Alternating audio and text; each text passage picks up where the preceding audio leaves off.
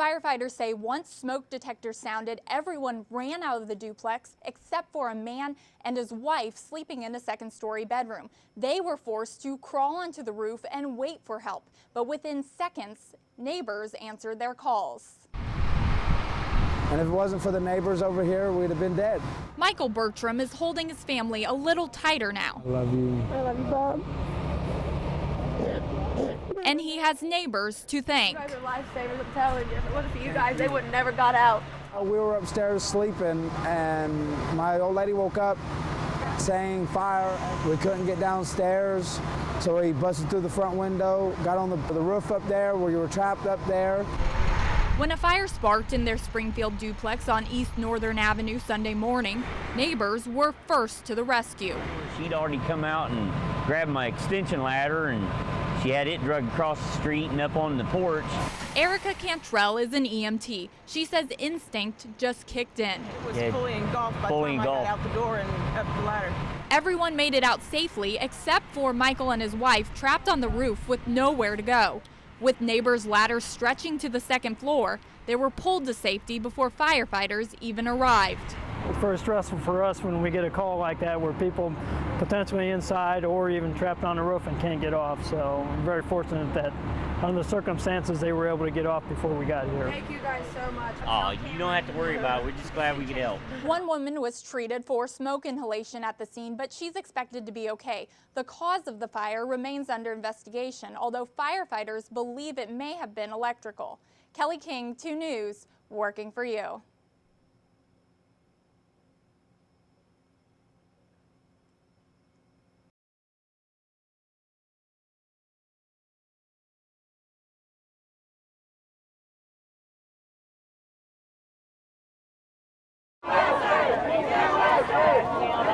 Amid the chaos of downtown protests, the face of calm. I need my bike squads to kind of cut some of the immediate people away from these guys. Cleveland Police Chief Calvin Williams trading his white uniform for a bicycle in the thick of it all. Good way to get around. I can get around everywhere on this day. I haven't had any units confirm that. Keeping an ear to his radio and an eye on the crowd. He knows we ain't enemies. You know, I like to be out so I can touch it, feel it, smell it, see what's going on, talk to my commanders face to face, and then we make decisions like that. Williams guiding his officers on the move and in control. Back at least another 10 feet. North side of Superior. This is a perfect example of Chief Williams in action. Wherever the protest moves, the chief is right there. We're trying to keep them boxed in. Right there to keep the peace and even make peace. Just came out to support my patriotic. Williams joining this impromptu prayer vigil. Police and protesters together on Public Square. Trump supporters, Hillary supporters, you know, the anarchist guys, the guys over there, whatever they're doing, everybody just came, joined in, and we had a nice prayer. Williams modest about his role, instead crediting thousands of other officers. There you go. All right, sir. Appreciate it. We have a lot of good people doing a lot of work. Our thing is keep people safe. Exchanging challenge coins with them.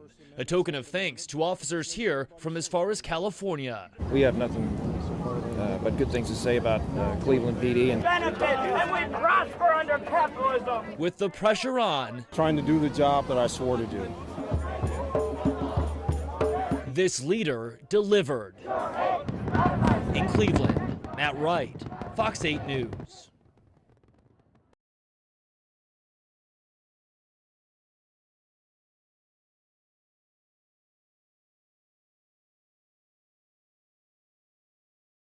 That was the first thing I saw when I pulled up. It was breathtaking. Members of the Franklinton Meditation Center watched a fire consume the building this morning. They couldn't help but notice, despite the flames, the Buddhist dream flag waved steadfast above. During the fire, it wrapped itself around its flagpole. Somehow, it didn't burn. And the strings that held it to the pole didn't burn, which is weird because they're nylon and that goes pretty quick.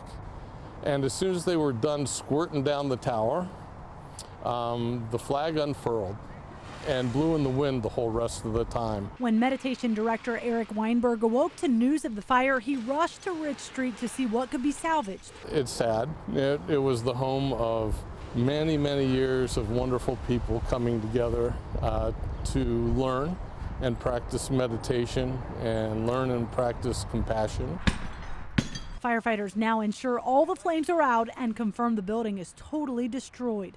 They call the fire suspicious and work to get to the bottom of how it sparked. Inside the books, religious items and precious relics are charred and destroyed, but members are unfazed. They're forging ahead with plans to find a new temporary place of meditation. Weinberg said his members here are like the flag that stood strong above the flames. Oh, it's devastating, but we'll rebuild from this. We think this is an opportunity to build anew and maybe do something that's pretty incredible.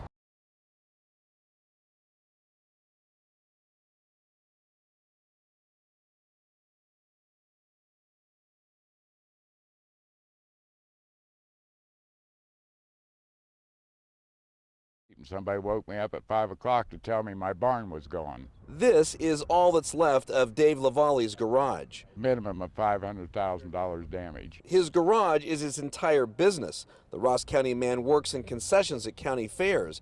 His trucks, his trailers are all trapped under wood and electrical wires. I had an orchard out back, 12 apple trees, they're all gone. In Fayette County, Cookie Coyle says she'll never forget the sound of the tornado. It's a sound I couldn't even describe to you. It's just the most horrific sound I could hear. Then came the pounding rain. And I couldn't even see across the street. Across the street. Then all of a sudden it was just like, boom. That's all I heard was like a big crack. Cheryl Van Kirk's home was being ripped apart. You could hear the rain just pouring.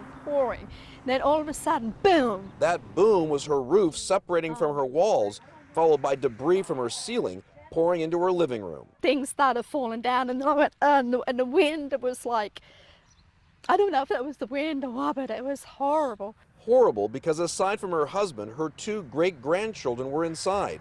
One is 2.5 years old, the other just 5 months. My grandson was shaking. He was soaking wet. It took just seconds for the tornado to uplift trees. Right here is where the garage was. Shred garages and snap trees over headstones in a nearby cemetery.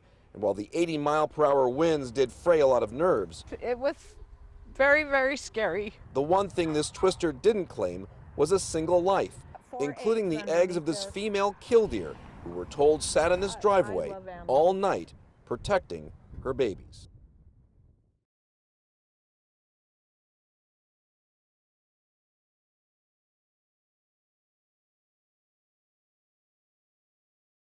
McGinty gotcha! Go! McGinty gotcha! Go! Day 5 of protests following the grand jury's decision in the Tamir Rice case.